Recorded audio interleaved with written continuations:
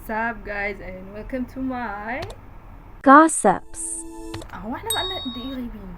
يا نهار ابيض، وحشتوني.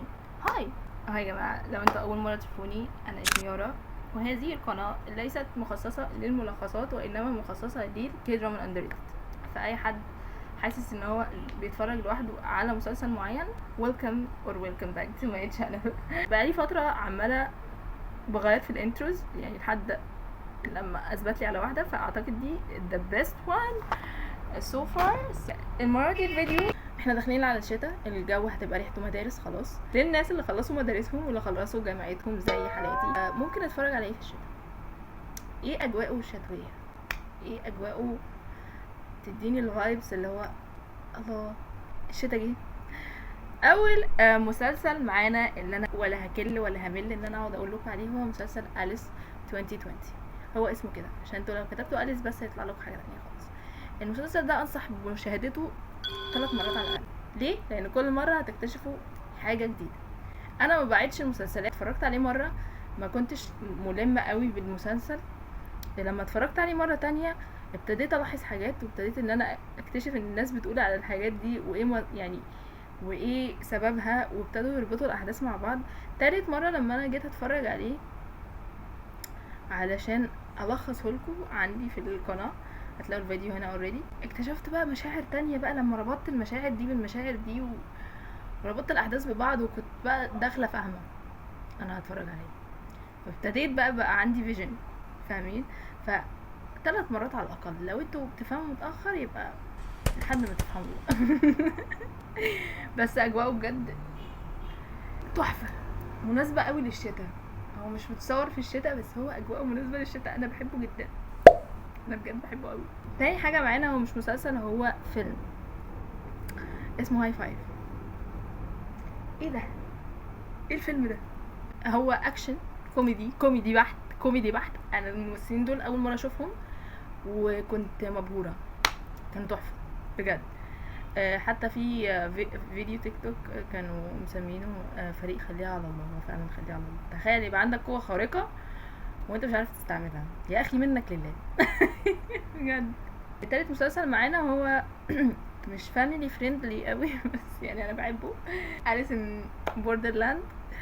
بجد بحبه جدا، ومسلسل اكشن. انا مش عارفه كنت مأجلاه ليه، يعني انا كنت مأجلاه هو سويت هوم لسه متفرجتش عليه. ادعوا لي بقى اتصدم فيه كده صدمه كبيره، اللي هو ايه ده أليس من بوردرلاند عامل زي أليس ان وندرلاند، اكيد مش هيعجبني كده. كانت صدمه حياتي بقى. هو طلع مش كوري اصلا، هو طلع ياباني عادي، فكان تحفه قوي بجد. لا اتصدمت. اتفرجتش عليه من بدري ليه؟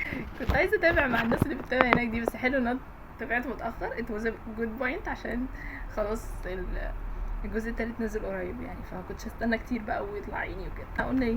كنا بنقول ايه؟ رابع واحد ده بقى اجواء شتويه تحفه. انا كنت برضو اتفرجت عليه في الشتاء، وكنت بقى كل ما يجي الشتاء افتكره. خلاص انا الشتاء بقى مرتبط عندي بذا جادج فروم هيل. ف الاحداث اللي فيه حلوه. هتلاقوا برضو الملخص بتاعه هنا حطاه لكم. لو عايزين تفهموا القصه بتتكلم عن ايه اكتر هتلاقوا الملخص بتاعه هنا. لانه بجد انا مهما اتكلمت عنه في 5 دقايق مش هكفيه حقه وهطول معاكم. انا المسلسل ده بحبه جدا. هو ويلكم تو ساندرلي، غني عن التعريف يعني. جي تشانج ووك والاستاذه التانية دي انا بحبها جدا بصراحه يعني. Legends of Lucy ده كان من ترشيح واحده صاحبتي، فانا I love you جدا جدا جدا جدا. كنت محتاجه هذا النوع من المسلسلات اتفرج عليه. ايه تاني؟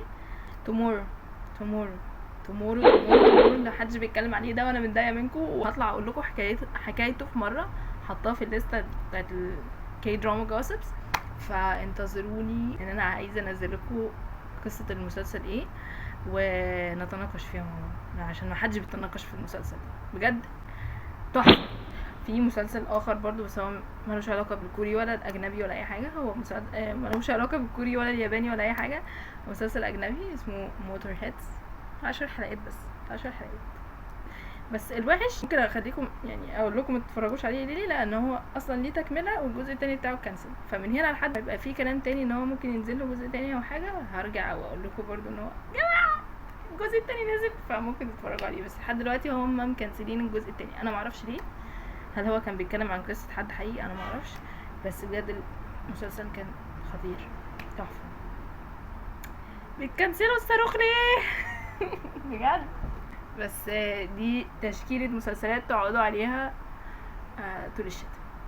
ادعولي بقى، ومش هوصيكم تعملوا لايك وشير سبسكرايب عشان يوصلكوا اي حاجة جديدة بنزلها. even though this video is not a gossip، بس هوعدكم ان انا خلاص في فيديوهين تانيين نازلين ان شاء الله. ان انا انا اسفة مخلصتش 12 بس هخلصه وهحكي لكم على tomorrow، لان انا افتكرت وانا بعمل الفيديو، فان شاء الله انتظروا 2 videos and yes that's it. See you in another gossip. Bye.